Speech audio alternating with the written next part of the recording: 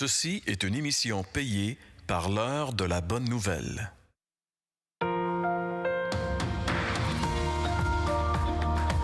Suivant ce que nous ont transmis ceux qui ont été des témoins oculaires dès le commencement et sont devenus des ministres de la parole, il m'a aussi semblé bon de te les exposer d'une manière suivie, excellent Théophile, afin que tu reconnaisses la certitude des enseignements que tu as reçus.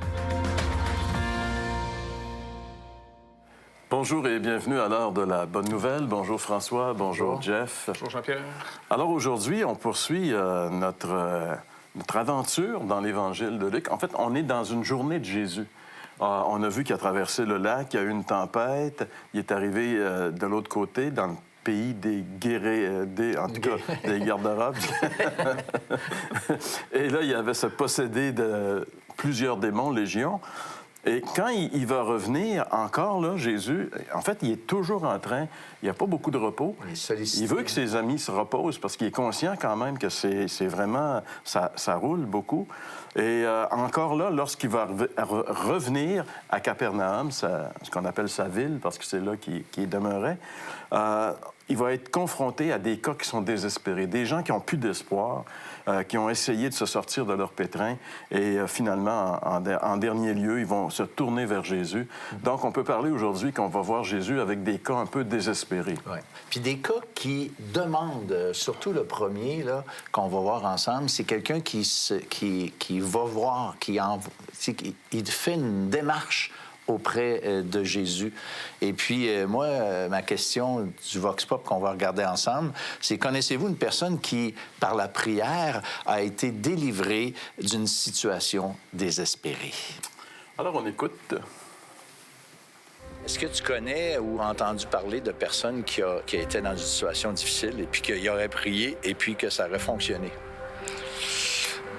Ben oui, mais c'est sûr qu'on a entendu parler, on parle avec des gens, puis tu sais, je vais dans une école à la base qui est catholique. C'est sûr qu'on entend beaucoup de choses comme ça de personnes qui ont prié puis qui ont commencé à bien aller. Alors malheureusement non, dans mon entourage, j'ai pas ce genre d'exemple. Oui, parmi nos amis d'ailleurs, c'est ça, il y en a qui sont pas nés dans des familles religieuses du tout, puis qu'ils ont vécu des moments difficiles, puis qu'ensuite ils se sont convertis. Ouais.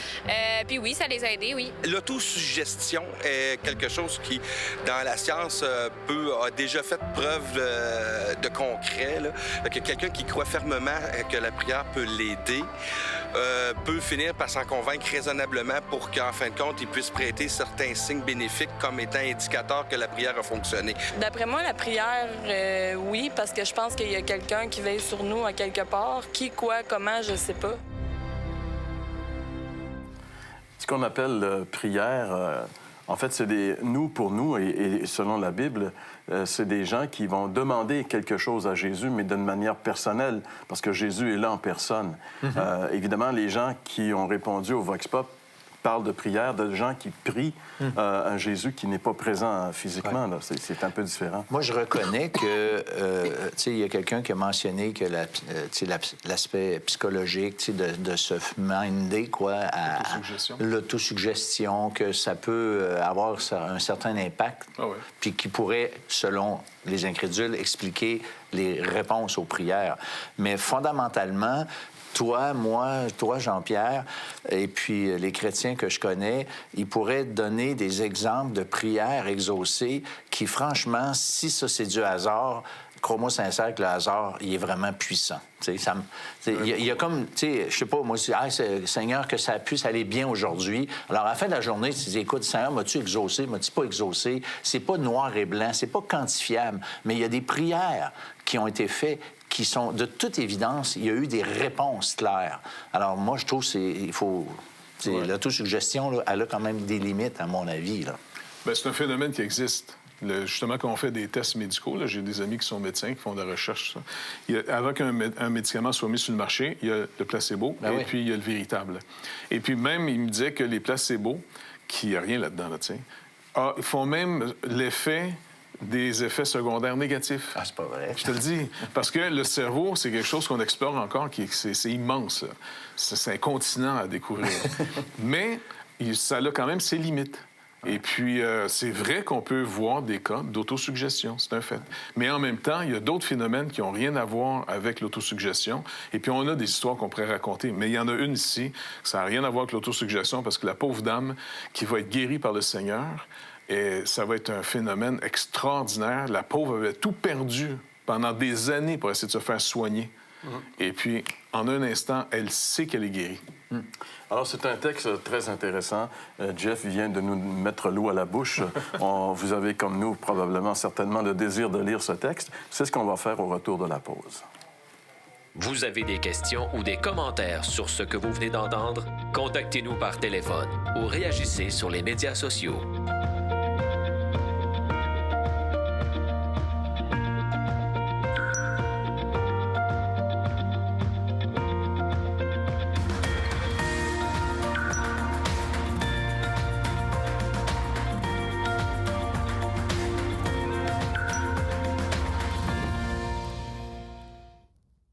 L'heure de la bonne nouvelle, en collaboration avec le Messager chrétien, vous offre gratuitement le recueil de méditation quotidienne La Bonne Semence. Pour en recevoir un exemplaire, écrivez-nous à l'heure de la bonne nouvelle, casier postal 25015, Trois-Rivières, Québec, G8Y0B5.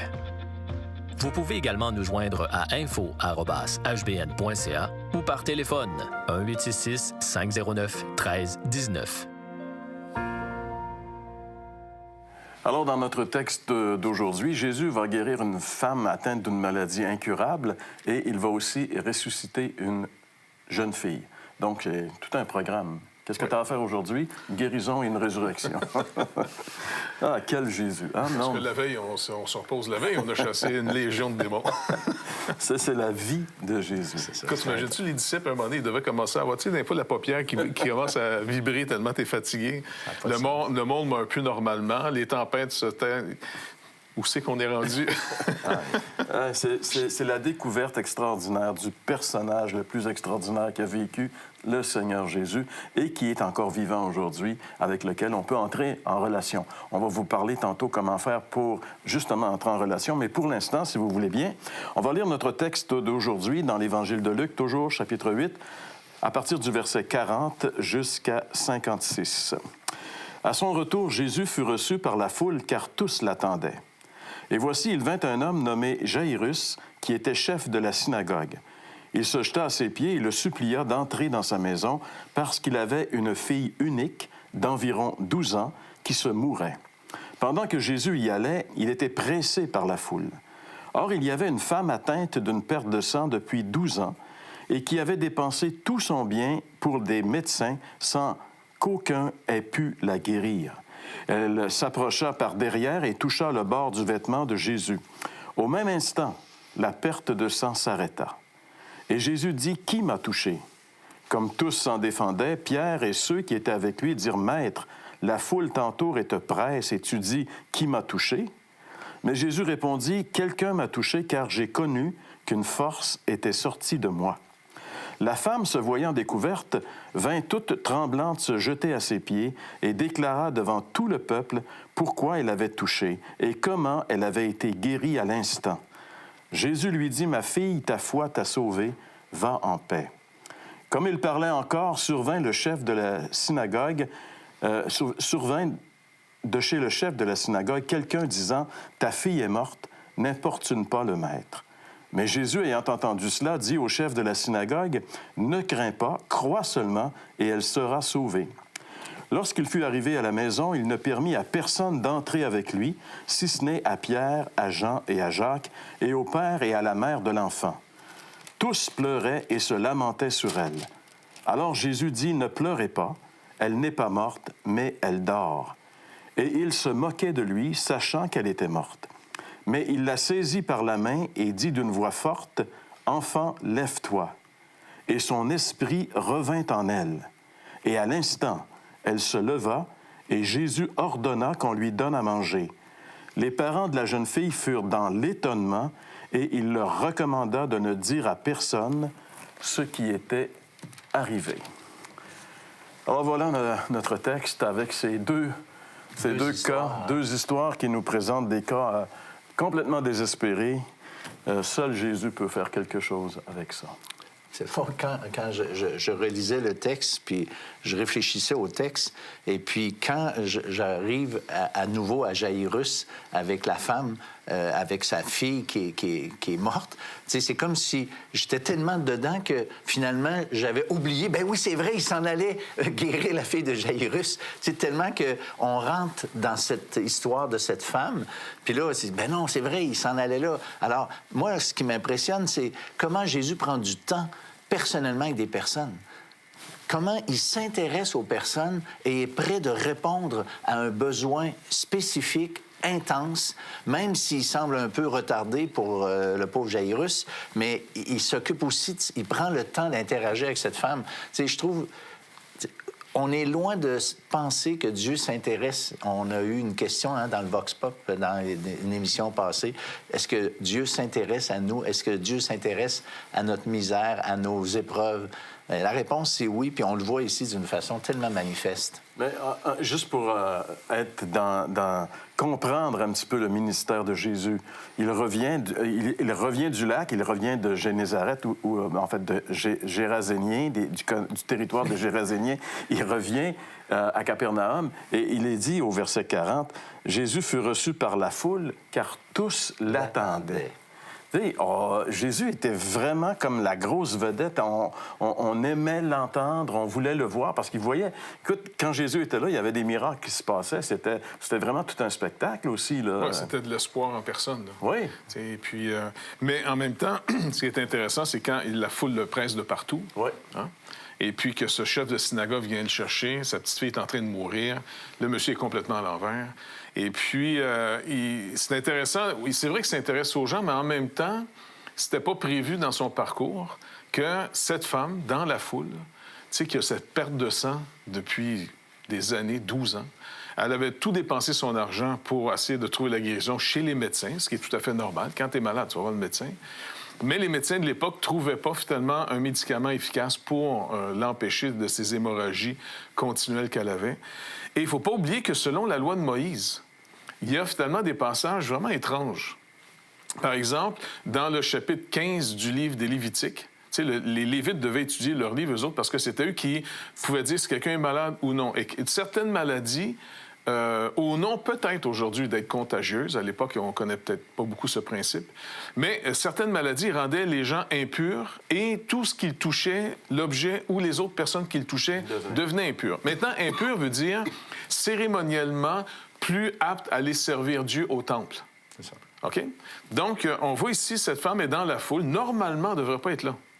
Parce que toutes les personnes qu'elle touche, elle les rend impures sans qu'ils s'en rendent compte. Parce que c'était même au point qu'un homme ou une femme, parce que les hommes qui avaient aussi des infections, des flux, là, tu sais, bon, bien, s'ils étaient assis à quelque part où ils touchaient quelqu'un, ou leurs vêtements touchaient quelqu'un, ça rendait tous les Lévites, tous les serviteurs de Dieu, entre guillemets, inopérationnels, on pourrait dire, OK?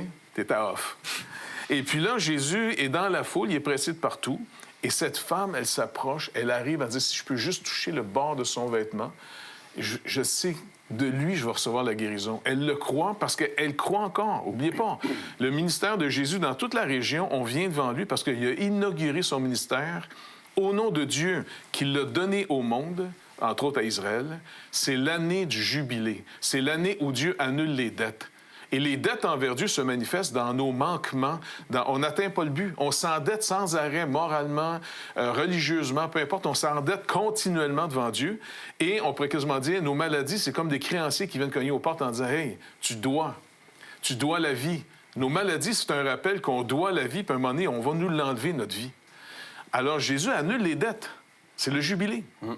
Cette femme, elle veut l'atteindre. Elle le touche.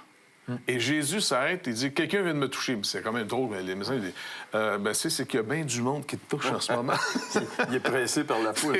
Tout le monde le touche, finalement. Puis lui, il dit, non, quelqu'un m'a touché, moi. Oui, mais il touchait qui? C'était pas toi qui étais là? Non, quelqu'un a vraiment vu qui je suis. Oui. Un toucher spécial. C'est un toucher. Alors, parce que la foi, c'est de voir selon les Écritures. La foi, en d'autres mots, là, c'est de voir par les yeux d'un autre. C'est de voir par les yeux de Dieu. Dieu te montre qui il est. Parce que quand il va se retourner, la femme, là, il dit, quelqu'un m'a touché. Tu sais, la foule est là. Puis elle se sait découverte, là. qu'est-ce qu'elle fait? Elle est venue par derrière. Hein? On peut s'imaginer un peu la scène. Cette foule qui entoure Jésus, puis cette femme qui est là à quatre pattes en arrière pour toucher juste la frange du vêtement de Jésus. Maintenant, elle se sait découverte et elle va se rendre avec crainte. Parce que normalement, selon la loi de Moïse, cette femme-là, puis toute la foule connaît que la loi de Moïse. Normalement, Jésus est devenu impur quand cette femme a touché Jésus parce qu'elle est en perte de sang. Mais ce qui est vraiment beau à voir, c'est que Jésus n'est pas impur, mais il va même prendre son impureté sans être séparé de Dieu. Il est le seul qui ne peut pas être contaminé par nos problèmes. Tu sais, il y a un danger des fois que quand tu vas te confier à des gens, s'ils ne sont pas assez solides, tu peux les entraîner dans ta colère, tu peux les entraîner dans ta haine. Jésus, finalement, il est venu en disant, « Tu viens à moi, confie-moi tout, avoue-moi tout. Ça ne peut pas me souiller, au contraire, ça ne peut que te purifier, parce que je suis venu pour te redonner la vie. Je suis venu pour effacer tes dettes. » Fait que cette femme-là est complètement impressionnée. Imaginons cette femme, tu sais, ça fait 12 ans là, qu'elle souffre. Elle perd du sang, elle a perdu tout ce qu'elle possédait, elle n'a plus d'argent, elle n'a plus rien. Et dès qu'elle touche Jésus, le moment, l'instant, la Bible dit, au même instant, sa perte de sang arrête. Ouais. Tu sais, juste quand elle touche, ça arrête. Puis elle sent la guérison parce que Jésus sent qu'une puissance est sortie de lui. Il y a une connexion entre elle et lui. Exactement. Puis c'est même pas juste une perte de sang, point. C'est comme si elle est réanimée. Elle retrouve toute sa vigueur, sa force, sa vie, finalement. Jésus lui donne sa vie. Et c'est ce qu'il fait. Oui. Si on vient à lui, si on le touche, le toucher est important dans les Écritures. Quand quelqu'un allait porter un animal pour confesser un péché au temple, il devait mettre ses mains sur la tête de l'animal pour que son péché passe sur l'animal. Et quand cette personne touche Jésus, il se passe quelque chose. On ne peut pas toucher Jésus sans qu'il se passe quelque chose. Mais si on le touche, justement, il y a la foule qui le touchait, mais eux, ça faisait rien. Et cette femme qui l'a touchée, elle a été guérie parce que, justement, elle croyait pas que la frange de son vêtement... Tu sais, mettons, on ramène pas la frange de son vêtement, puis on la met dans un cadre après, là. La frange n'a rien à voir. Le vêtement n'a rien à voir. C'est le Jésus dans lequel qui avait ce vêtement. Oui, c'est ça. Alors, c'est un toucher de foi, un toucher qu'elle savait... Qu'en le faisant, elle allait être guérie. C'est ça qui fait la différence. Et cet événement a retardé Jésus de se rendre chez Jairus. Et pendant ce temps-là, la petite fille est morte. Et là, quelqu'un vient et dit, bien, regarde, ça ne sert à rien de venir. Elle est morte. Et là, on voit encore quelque chose qui dépasse un petit peu la logique humaine. Jésus dit, non. Il dit, on va y aller, elle va vivre. Et c'est surtout comment il rassure le Père. Ne crains pas. Crois seulement. Continue à faire confiance. Ouais. Fais-moi encore confiance. On va marcher vers ta maison. Tout le monde devait dire, non, arrête, on perd du temps. Jusqu'à ce qu'il entre dans la maison. Et la petite fille est morte. On se moque de lui quand il lui dit, non, elle dort. Les pleureuses ont déjà commencé à pleurer. Ouais. Hein? Mais ça, c'est une bonne question. Est-ce que Jésus dit qu'elle dort? Mais est-ce que c'est un euphémisme ou elle dort vraiment? Tu comprends? Puis moi, je non, elle est morte. Elle est morte, certain, parce que c'est marqué « son esprit revint en elle ».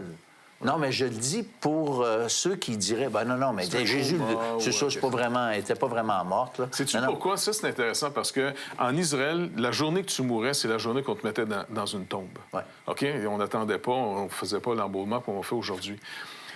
Les deux résurrections qu'on a vues à date, tu sais, le fils de la veuve, Anaïm, et puis la petite fille ici, on pourrait quasiment dire que c'est des morts chauds. Puis beaucoup de gens pourraient critiquer, même aujourd'hui, non, ils connaissaient pas ça à l'époque, c'est une mort clinique, et puis en réalité, il y avait de la vie encore, puis il l'a réanimé. C'est pour ça que le dernier miracle que Jésus a fait, qui va l'amener carrément à sa mort, c'est la résurrection de Lazare. Lui, ça fait 4 jours, puis il attend qu'il pue. Tu comprends? Parce que même ses sœurs disent, non, en voulant dire, là, quand ils sont chauds, on croit que tu as assez de puissance que tu peux ramener un mort chaud. Mais lui, il est fret, puis qu'il pue.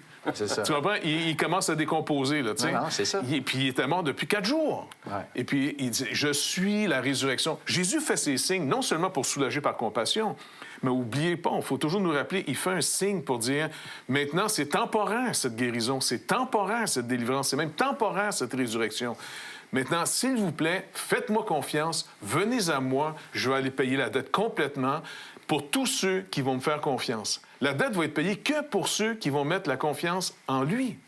Le reste du monde qui auront négligé un si grand salut, eh bien, comme tu dis, il y a un lieu, finalement, dans les ténèbres qui était destiné d'abord pour le diable et ses anges, mais que malheureusement, ceux qui auront négligé un si grand salut seront entraînés dans sa propre perte dans les ténèbres éternelles. Donc, il faut que les gens se réveillent. On ne peut pas niaiser avec ça. Jésus ressuscite aussi bien les morts chauds que les morts froids. Exactement. Que les morts qui sont en pourriture. Non, mais je dis ça parce qu'il y a des gens parfois qui peuvent s'imaginer, j'ai déjà entendu, ben moi, je suis trop pécheur, écoute, Dieu ne peut rien faire avec moi, je suis allé trop loin. Ben, rater sa vie, complètement. Mais il n'y a pas de limite avec le Seigneur. On le voit dans les Écritures. Alors, peut-être que vous êtes juste un mort chaud, que peut-être vous êtes conscient que vous êtes pécheur, mais vous n'avez pas... il y en a des pires que vous. Peut-être que vous vous dites, il n'y en a pas de pire que moi, je suis le pire individu qui est sur cette terre. Mais j'aimerais juste vous dire que Jésus peut vous sauver, peut vous donner sa vie, peut vous transformer, comme on le voit très souvent dans les Écritures, comme il a redonné la vie à cette jeune fille, comme il a redonné la vie à Lazare, il peut vous redonner la vie et sa vie. Ce que vous avez à faire pour recevoir la vie de Jésus, c'est ce que Jean-François nous explique après le retour de la pause. Vous avez des questions ou des commentaires sur ce que vous venez d'entendre? Contactez-nous par téléphone ou réagissez sur les médias sociaux.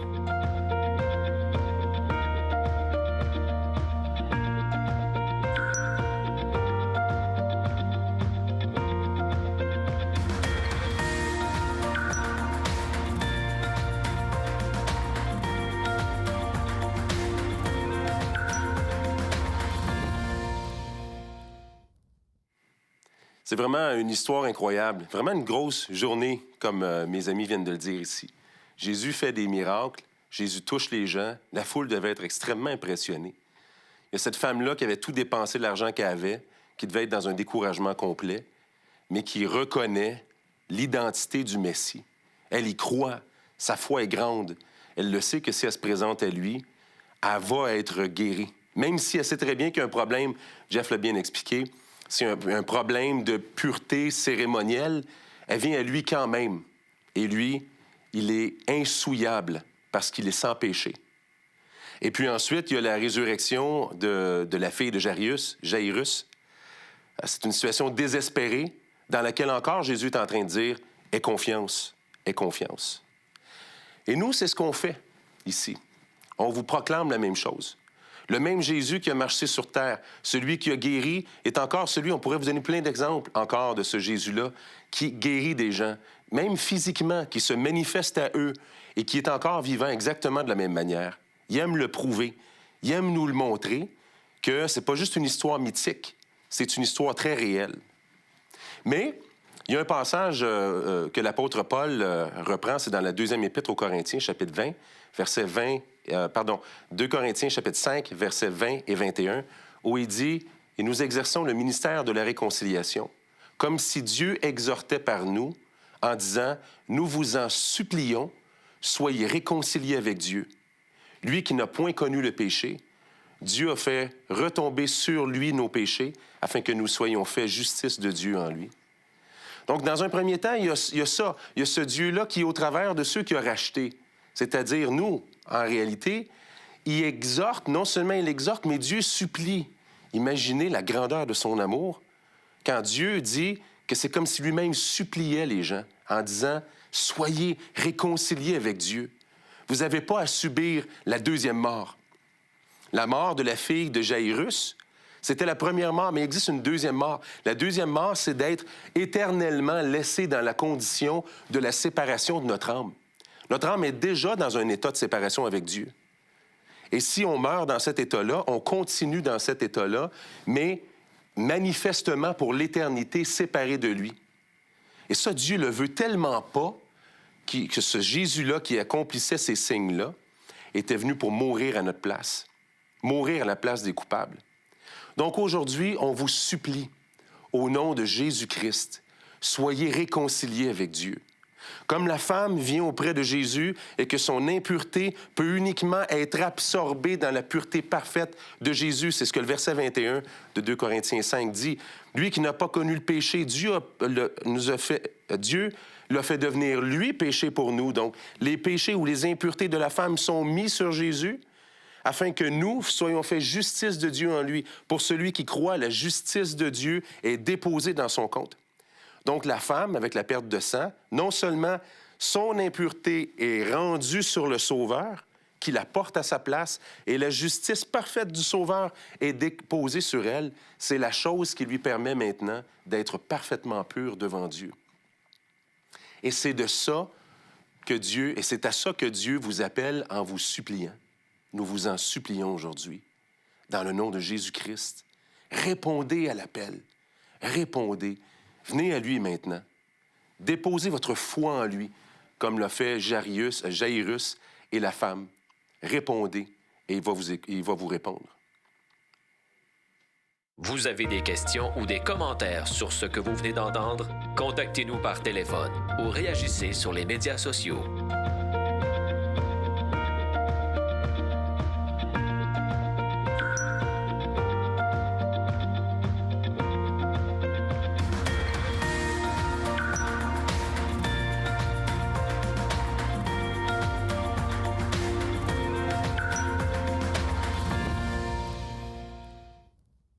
L'heure de la bonne nouvelle, en collaboration avec le Messager chrétien, vous offre gratuitement le recueil de méditation quotidienne La Bonne Semence. Pour en recevoir un exemplaire, écrivez-nous à l'heure de la bonne nouvelle, casier postal 25015, Trois-Rivières, Québec, G8Y0B5.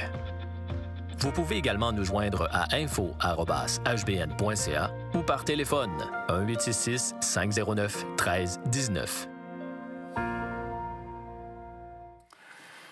Encore une fois, quelle histoire que Luc a mis dans son évangile pour nous rappeler la puissance et la compassion de Jésus envers ceux qui traversent des périodes difficiles dans leur vie. On parle souvent de pardon à l'heure de la bonne nouvelle, c'est vrai. On a souvent parlé d'avoir la vie éternelle. C'est une vérité merveilleuse. Moi, je sais que tu sais qu'on a la vie éternelle, pas parce qu'on est des meilleures personnes, parce que Christ nous a sauvés. Christ nous a donné, comme Jean-François vient de le dire, sa justice. Il y a un terme dans le Nouveau Testament qui s'appelle la justification. C'est ce statut d'être parfait devant Dieu. Et ça, c'est vraiment étonnant. C'est quelque chose de merveilleux. C'est plus qu'un pardon. Je suis pas juste un ex-prisonnier, moi, là. J'ai jamais été en prison selon le livre de Dieu. J'ai la justice de Christ. Le dossier judiciaire que Christ avait parfait a été mis dans mon dossier. Alors, quand j'ouvre le dossier François Fréchette, hey!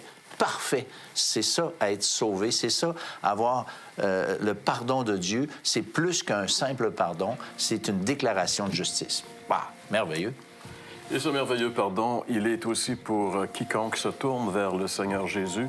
On est là semaine après semaine afin de vous présenter cette personne unique qu'est Jésus, que Luc fait ressortir dans son évangile de manière si grandiose. On aimerait tellement que vous ne laissez pas passer cette grâce, mais que vous puissiez vraiment inviter Jésus dans votre vie. C'est ce qu'on vous souhaite et on vous rappelle qu'on est avec vous encore une fois la semaine prochaine pour une autre émission de l'heure de la bonne nouvelle.